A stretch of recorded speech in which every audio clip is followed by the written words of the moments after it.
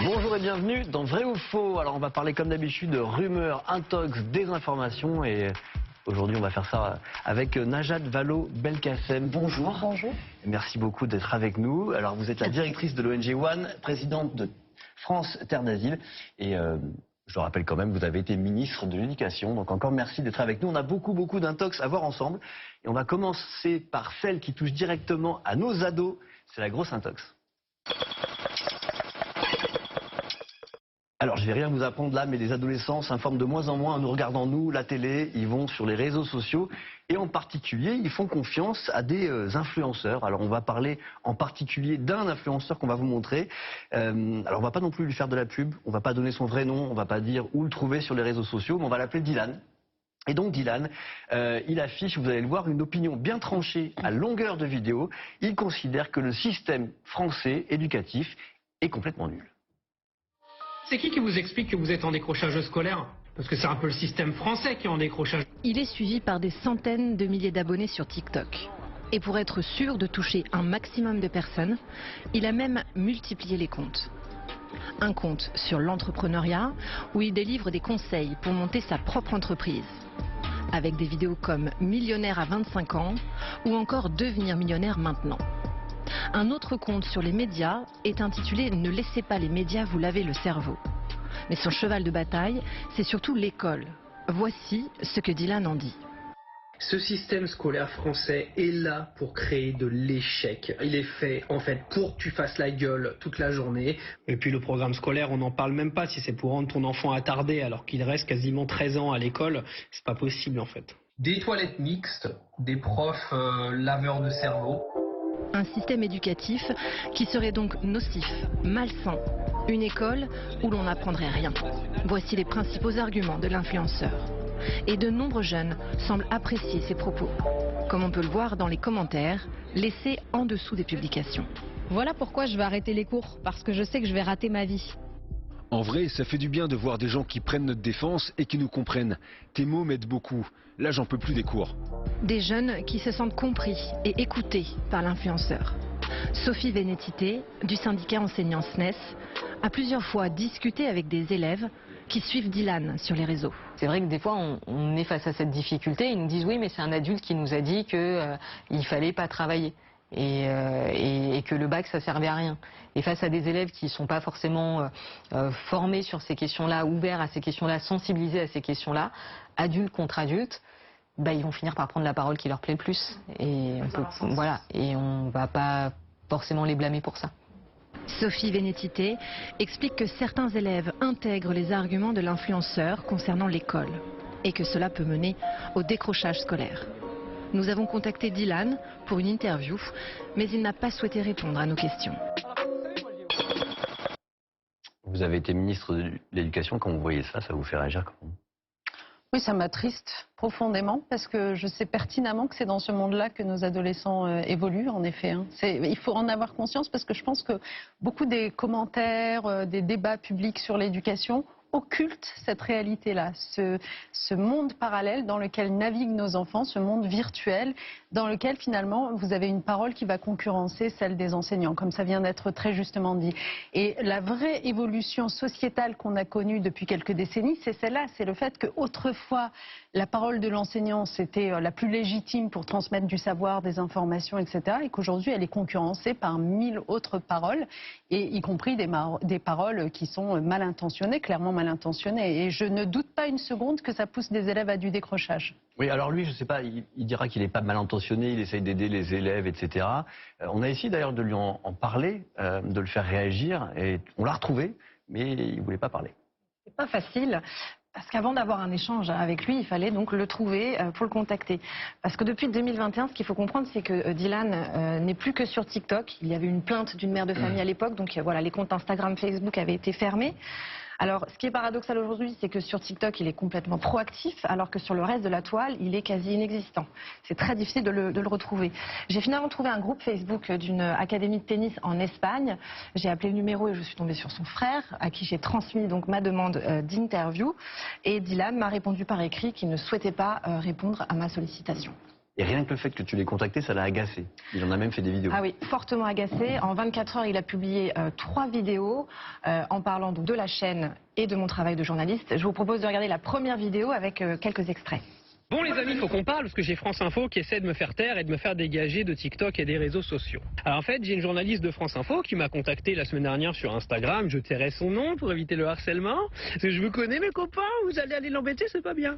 Donc au final, je me dis, pas de souci, qu'elle s'amuse, qu'elle se fasse plaisir et on va rire dès que l'article va sortir. On est d'accord ? Il dit qu'il n'est pas pour le harcèlement, mais on sent que ça vient quand même. Ouais, hein, parce ouais. que, voilà, on donc, sent la menace voilée. Hein. c'est quand même de la menace voilée. Donc, voilà. Et après, ça monte un peu plus, vous allez voir. Et dans cette première vidéo, je ne l'ai pas mis là au montage, mais sachez qu'il est même allé jusqu'à publier nos échanges écrits de messages. Alors ensuite, il y a une seconde vidéo où là, il choisit à nouveau pas les mots au hasard. Il dit que je le diffame, il dit que je le harcèle. Et puis il y a cette troisième vidéo, et là, il se fait beaucoup plus menaçant. De toute façon, il ne faut pas qu'elle aille trop loin parce que mes avocats ne seront pas loin quoi qu'il arrive. Et de l'autre côté, qu'elle se prépare bien parce que si elle va trop loin, moi j'ai une communauté derrière sur TikTok et je vais pas me gêner pour afficher l'article et afficher tous les mensonges de France Info. Là, c'est de la menace, on se cache plus. Là, il menace ouvertement d'impliquer sa communauté avec tout le cyberharcèlement que ça pourrait générer derrière. Et je trouve qu'à un moment où ce genre de pratique fait des ravages chez les jeunes, ces vidéos menaçantes sont plus que préoccupantes. Bon, de toute façon, on ne va pas s'arrêter de faire notre travail. Donc, ça, c'est sûr. Il s'affiche sur les réseaux sociaux, c'est notre droit de critiquer ou d'évaluer le travail qu'il fait. On va continuer à parler d'intox sur l'école et on va s'intéresser notamment à une rumeur qui circule en France, d'ailleurs que cette personne relaie aussi. C'est une rumeur selon laquelle l'État voudrait enseigner la sexualité aux enfants dès le plus jeune âge, dès 5 ans.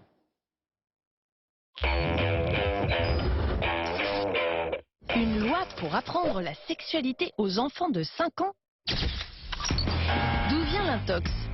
Sur les réseaux sociaux, une certaine Nadou G alerte sur la loi Evras qui vient de tomber en France. Selon elle, cette loi permettrait de parler de sexe à des maternelles dès 5 ans.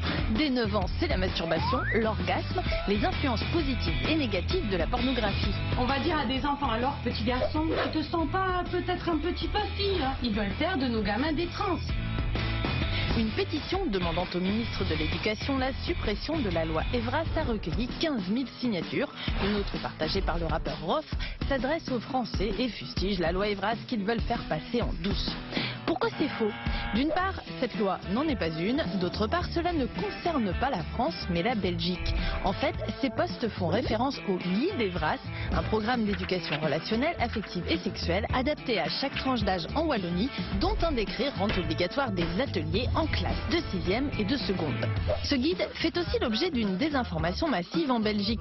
Ces détracteurs laissent croire à tort que le programme issu de la propagande LGBT pousse à une sexualisation de l'enfant, qu'il leur apprendra à se masturber dès 5 ans ou les soumettra à la pornographie à 9 ans. Alors que l'idée du guide est d'offrir des outils pour répondre aux questions des élèves. En une semaine, ces fake news ont abouti à l'incendie de plusieurs écoles en Wallonie.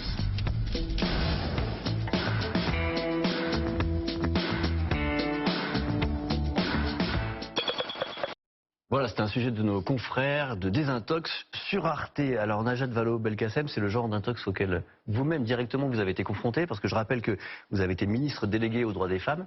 Et à l'époque, vous aviez sorti un programme qui s'appelait l'ABCD de l'égalité. Et est-ce que vous pouvez nous raconter comment ça avait été détourné, cet ABCD de l'égalité ? Oui, c'est difficile de ne pas faire le lien entre les deux histoires. Mais permettez-moi juste un commentaire, parce que là, dans le sujet qui vient de passer, mais tout est effarant, franchement, vraiment. On devrait vraiment s'inquiéter de la santé, pour le coup, mentale. Encore une fois, d'un certain nombre de personnes qui s'expriment comme ça publiquement, qui racontent n'importe quoi à longueur de journée, y compris, quitte à mentir sur le pays dans lequel tout ça s'applique. Bon, mais revenons à l'ABCD de l'égalité. C'était les prémices de tout ça. On est en 2013-2014. Je suis en effet ministre en charge des droits des femmes. Très concrètement, quand vous vous battez pour l'égalité entre les femmes et les hommes, vous vous rendez compte très vite qu'il y a plein de choses à faire pour corriger les inégalités entre les sexes, mais que le mieux, c'est quand même de prévenir la formation de ces inégalités dès le plus jeune âge. Et que donc, par définition, ça passe par l'école, que d'apprendre aux filles et aux garçons à grandir dans l'égalité, sans hiérarchie, sans violence, les principes de consentement, toutes ces choses-là. et lutter aussi contre l'autocensure qui fait que beaucoup de filles considèrent que des métiers ne sont pas faits pour elles, etc. etc. C'est ça qu'on appelle un apprentissage à l'égalité filles-garçons. Donc on décide, avec mon homologue ministre de l'Éducation à l'époque, Vincent Peillon, d'installer un programme qui s'appelle ABCD de l'égalité dans un certain nombre d'écoles qui acceptent d'expérimenter, qui sont même demandeuses d'expérimenter. C'est ça qu'il faut savoir. Parce que les professeurs se rendent bien compte que les stéréotypes jouent à plein chez leurs élèves, etc. Ils ne savent pas comment se confronter à cette réalité. Et c'est pas du tout comme ça qu'a été interprété ensuite. Mais je sais bien. Mais donc, je commençais par le contexte. Donc, on installe ce programme. Pourquoi il est expérimental? Parce que justement, on crée des ressources toutes nouvelles et on veut voir quelles seront les plus efficaces. On met ces ressources à disposition des enseignants qui vont ainsi, dans le cours de leur enseignement, pouvoir parler des métiers, pouvoir parler des rapports entre les genres, etc. avec leurs élèves. Et tout se passe bien jusqu'à ce qu'un jour, un acteur, et pas n'importe lequel, en gros, vous vous souvenez de la mouvance Alain Soral, une de ses proches du nom de Farida Belgoul, décide de s'en prendre à ce programme innocent et d'alerter les parents, si possible, les parents des quartiers populaires les plus éloignés de l'école et les plus en défiance naturelle de l'école, pour prétendre que, attention, attention, avec ce programme, le gouvernement cherche en réalité à expliquer à vos enfants que, on peut changer de sexe comme on le veut, et bien entendu d'orientation sexuelle aussi comme on le veut, et ce, dès l'âge de 4 ans. Pourquoi est-ce que tout cela prend? D'ailleurs, je tiens à préciser quand même à l'époque que les médias jouent plutôt un jeu vertueux, c'est-à-dire qu'ils ne donnent pas trop d'importance à ces journées de retrait de l'école décrétées par la fameuse Farida Belgoul et qui vont malheureusement être suivies des faits par un certain nombre de parents. Pourquoi est-ce que, malgré tout, malgré la vertu médiatique du moment, tout cela prend? Parce que, on est dans une période où on vient d'adopter le mariage pour tous et que du coup, manif pour tous, etc., très irrités de n'avoir pas remporté la partie, mettent toute leur énergie dans ce combat-là, en disant, oui, vous voyez, c'est la suite. Maintenant qu'ils ont adopté le mariage pour tous, on va expliquer à nos enfants qu'ils peuvent changer de sexe ou d'orientation. 2, parce que vous avez des hommes et femmes politiques, notamment évidemment d'extrême droite, mais aussi de droite, qui viennent instrumentaliser, exploiter ce sujet. Au lieu de se comporter en républicain en disant attention, l'école devrait être un sanctuaire, on ne devrait pas raconter n'importe quoi sur les profs, sur ce qui s'y fait, etc. Ils viennent en rajouter. Je pense que vous vous souvenez de Jean-François Copé sur un plateau télé, agitant comme ça un livre jeunesse pour enfants, rien à voir avec l'école d'ailleurs, mais enfin bon bref, un livre jeunesse pour enfants, papa porte une robe, et disant, vous vous rendez compte, on explique aux enfants que les papas peuvent porter une robe. Enfin, c'est n'importe quoi. Et donc du coup, ils en rajoutent, et donc ça monte, et la tension à un moment donné est telle que certains de nos enseignants dans ces écoles expérimentales se retrouvent menacés sur les réseaux sociaux. On en parlait tout à l'heure. Qu'est-ce que ça donne? Moi, j'ai souvenir d'une enseignante à Jouer les Tours qui voit son nom, son adresse, son établissement scolaire, etc. affichés sur les réseaux sociaux avec des menaces de mort dans la suite. Et en fait, c'est à ce moment-là qu'on se dit, mais ça va tellement loin, il faut absolument retrouver du calme et apaiser, parce que quelques années plus tard, on a connu Samuel Paty. D'une certaine façon, c'était ça qui me mettait la boule au ventre à l'époque. C'est un cocktail qu'on pourrait reprendre pour de nombreuses situations, c'est-à-dire avec des politiques, des influenceurs qui se groupent ensemble sur la base d'une fake news pour ensuite arriver sur des menaces parfois dans la vie réelle. Ça ne se passe pas que sur les réseaux sociaux. Absolument. Bon, donc on l'a vu, l'école, elle est une cible de choix pour la désinformation, mais les contenus, donc les enseignements aussi. On va vous prendre un exemple précis. En ce moment, il y a une augmentation du prix de l'énergie, donc il y a des gens qui viennent nous raconter que c'est pas grave parce que finalement, on a des solutions miracles pour avoir une énergie gratuite, une électricité gratuite. Et là, encore une fois, pas la peine de suivre vos professeurs qui vous expliquent n'importe quoi à l'école. Eux ont la solution. Et si face à la hausse des prix de l'énergie, certains avaient la solution? Sur TikTok, des internautes prétendent pouvoir produire de l'électricité gratuitement. Terminer les factures EDF, c'est l'énergie libre. Regardez, de l'énergie libre. Ce moteur fonctionne avec de l'énergie libre grâce à des aimants. Sur cette vidéo, vue plus de 3 millions de fois, c'est un système d'aimants qui créerait de l'électricité. Sur une autre, voici la présentation d'un générateur qui s'auto-alimente et capable de faire fonctionner plusieurs appareils comme cette perceuse. Un compte suivi par plus d'1 million de personnes qui proposent même de vendre ses inventions. Pour 1,29 €, il est possible d'acheter un tuto pour fabriquer le rotor magnétique infini et ainsi avoir accès à une énergie à coût zéro. Mais alors, est-ce vraiment possible? Pour le savoir, nous nous rendons dans les locaux du CNRS à la rencontre de Xavier Sarrazin. Bonjour. Il est physicien, nous lui montrons les vidéos piochées sur les réseaux sociaux. Là, alors c'est typiquement les vidéos, alors là, arnaque, où en fait, derrière son petit moteur électrique, il a une batterie qui est cachée. D'ailleurs, on peut voir, jamais on ne verra l'arrière de ça. Donc là, c'est vraiment une arnaque, quoi. Ces vidéos prétendant créer de l'énergie dite libre reposent sur des concepts scientifiques qui ne tiennent pas. Que ce soit avec ce fameux générateur ou des aimants, il n'est pas possible de créer un mouvement perpétuel, c'est-à-dire qui s'alimenterait seul et ne s'arrêterait jamais. Par exemple, même le pendule de Foucault, s'il n'est pas relancé, finit par s'arrêter. Et si l'on voulait récupérer de l'énergie à partir de ce pendule, il s'arrêterait encore plus vite. Si je prends son énergie, ce système va s'arrêter parce que j'ai pris l'énergie qui lui permettait à lui d'avoir son mouvement. Donc si je lui prends son énergie, il va s'arrêter. Forcément, il s'arrêtera. L'existence de l'énergie dite libre, comme le montrent ces vidéos, est donc un mythe qui ne tient pas scientifiquement. Il va malheureusement falloir continuer à payer sa facture d'électricité. Et non, on ne fait pas une centrale électrique avec un aimant et un crayon à papier. Et on est vraiment désolé, les gars.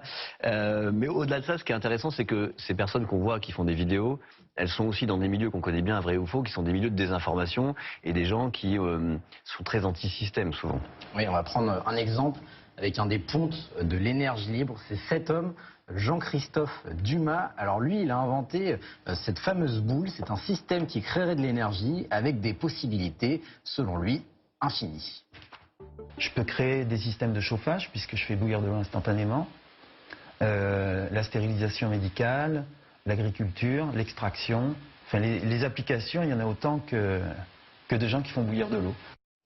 Alors le problème, c'est que des scientifiques se sont penchés sur son invention et n'ont rien trouvé de sérieux, mais lui, il continue ses démonstrations en public et en y mêlant un discours anti-système. Ce que je fais ce soir, c'est diffuser une technologie qui, je l'espère, va nous affranchir d'une dépendance au système. Christophe Dumas, on l'avait justement retrouvé en mai dernier lors d'un événement mélangeant thèses ésotériques, désinformation et discours anti-système. Alors il était toujours accompagné de son objet fétiche et il nous disait ceci. J'ai un pied dans le système, j'ai un pied en dehors. Donc je continue à suivre mon plan jusqu'à ce qu'on réussisse à organiser des micro-sociétés autonomes. Et ce jour-là, il nous avait aussi parlé du Covid en comparant passe vaccinal et Allemagne nazie. Je trouve que le lobby vaccinal, c'est qu'on a traité les non-vaccinés de la même façon que les Allemands ont traité les Juifs, sauf qu'ils ne les ont pas mis dans les trains. Donc au-delà de ces propos qui sont abjects, cet exemple, il nous montre bien comment ce sujet de l'énergie libre, il est complètement sorti, enfin de l'énergie dite libre, parce que ça n'existe pas, il est complètement sorti du champ scientifique pour se retrouver prisé par des communautés anti-système et des communautés de désinformation. Et c'est pas un hasard, encore une fois, parce que c'est la fake news, c'est très porteur et donc les gens l'utilisent pour ensuite faire passer une idéologie, pour se faire de l'argent. On en parle régulièrement dans cette émission. Bon, les intox, elles viennent des réseaux sociaux, mais il ne faut pas faire croire qu'elles viennent que des réseaux sociaux. Elles se glissent aussi parfois dans les discours politiques et aujourd'hui, on va même fact-checker notre président Emmanuel Macron. C'est chaud les intox. Donc Emmanuel Macron a été interviewé longuement par France 2 et TF1. Nous, on aime bien du coup écouter ces longues interviews pour voir s'il n'y aurait pas des petites approximations à l'intérieur. Et Anaïs, on va commencer par une vérification qui porte sur des propos du président sur la taxe foncière. Oui, exactement. Je propose qu'on se remémore d'ailleurs ses propos lors de son interview télévisée. Écoutez. Quand vous avez votre taxe foncière qui augmente, c'est pas le gouvernement. C'est pas le gouvernement. C'est votre commune qui le décide. Et c'est un scandale quand j'entends des élus qui osent dire que c'est la faute du gouvernement. Alors, est-ce que c'est uniquement à cause des maires que votre taxe foncière augmente, comme le dit le président de la République? Alors, cette accusation a fait réagir sur les réseaux sociaux certains élus, notamment Ronan Loas, le maire Horizon de Pleumeur en Bretagne, mais aussi Anne Vigneault, la maire écologiste de Besançon, qui expliquent tous les deux que ce n'est pas eux, mais l'État qui a fait augmenter leur taxe foncière à hauteur de 7,1%. Donc, on a voulu chercher à quoi correspondait ce chiffre de 7,1%, et c'est donc la base de calcul en fait de la taxe foncière qui s'applique pour toutes les communes Île-de-France. Et cette taxe est revalorisée chaque année. Ce qui fait qu'en 2023, avec l'inflation, elle a augmenté de 7,1%.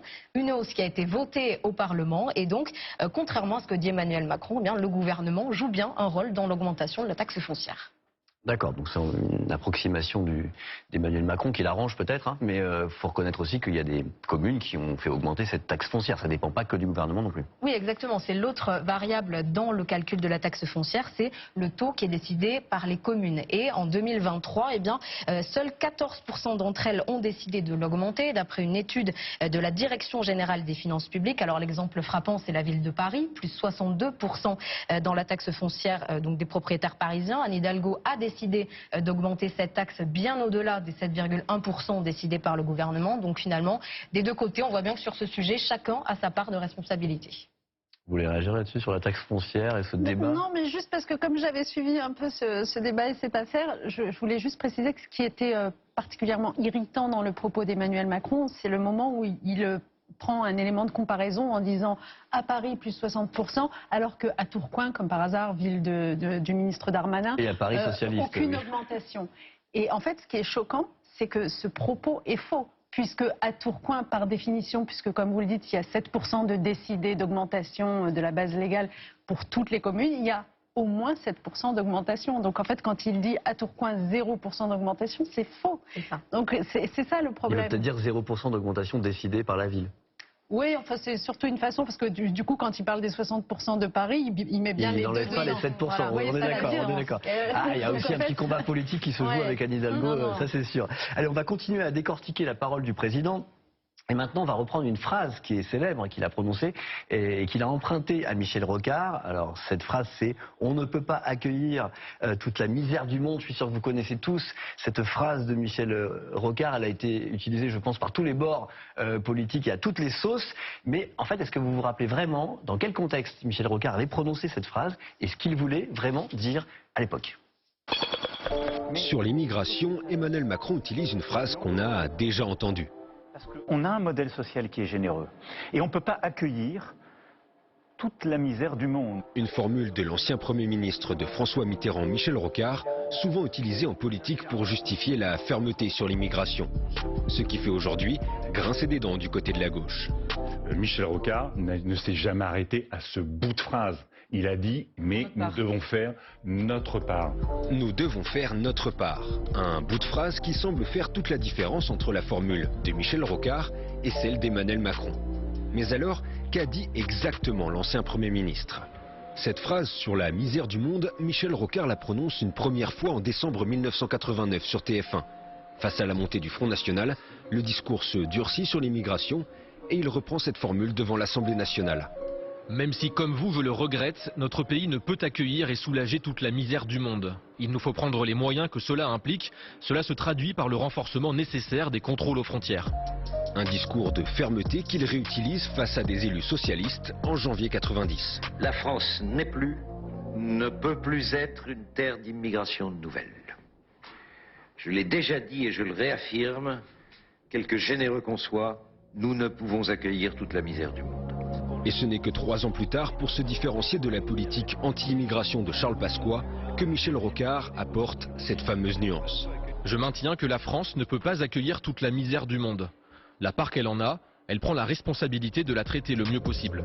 Plus tard, Michel Rocard assurera que sa formule originelle a été tronquée. Mais l'ancien Premier ministre a bien, à plusieurs reprises, utilisé cette phrase pour justifier une politique ferme sur l'immigration, comme le fait Emmanuel Macron aujourd'hui. Ça c'est intéressant, c'est que Michel Rocard lui-même avait un peu menti sur sa phrase d'origine, parce que la phrase d'origine était vraiment une phrase un peu de sévérité sur la question migratoire. C'était de dire il faut arrêter, il faut fermer les frontières, on a un problème avec l'immigration. Après il a voulu l'édulcorer. Mais ça rappelle quand même que le Parti socialiste a aussi mis en place ce genre de mesures très dures sur l'immigration. C'est pas une nouveauté. En fait, ce que ça dit surtout, alors entre parenthèses, moi ce que j'ai entendu dire au sujet de Michel Rocard, c'est que par la suite il avait beaucoup regretté ses paroles. Mais bon, après ça se sent un peu, hein, parce qu'il revient sur ce qu'il a dit. C'est du témoignage qui m'est revenu, mais je referme la parenthèse. Ce que tout ça dit surtout, c'est qu'en fait le sujet de l'immigration, du droit d'asile, etc., ne peut pas être laissé au débat politique enflammé qui vous pousse dans les retranchements. C'était intéressant votre sujet. Vous avez commencé par « il est à l'Assemblée nationale, le débat sur la loi immigration se durcit » et donc il prononce cette phrase. En fait, on voit bien que quand c'est dans ce contexte-là qu'on va dire ou faire des choses, en fait, ça ne va pas parce qu'on est sorti de la rationalité. Moi, je pense que le sujet immigration, droit d'asile, nécessite une espèce, comme en matière climatique, on a un GIEC, vous voyez, avec des scientifiques qui vous donnent des données réelles, concrètes, des anticipations, des prévisions pour l'avenir. Il doit emprunter ce canal-là, parce que sinon, on est toujours dans l'émotion, soit qu'on cherche à en faire toujours plus, en effet, à accueillir toute la misère du monde, entre guillemets, soit au contraire qu'on essaye de donner des gages à une extrême droite qui vous reproche de ne pas faire suffisamment de fermeté. Et en fait, moi, je n'en peux plus de ce contexte-là pour réfléchir à ce sujet. Du coup, cette mondialisation des migrations, il faut qu'on la prenne à bras-le-corps, mais de façon sereine. Merci beaucoup, Najat Vallaud-Belkacem, de nous avoir accompagnés au milieu de ce flot d'intox. Merci. Les journalistes de Vrai ou Faux, maintenant, c'est tous les soirs, à partir de 16h40, ils sont en chronique sur France Info. Et puis nous, on se retrouve la semaine prochaine, même heure, avec d'autres enquêtes et d'autres intox.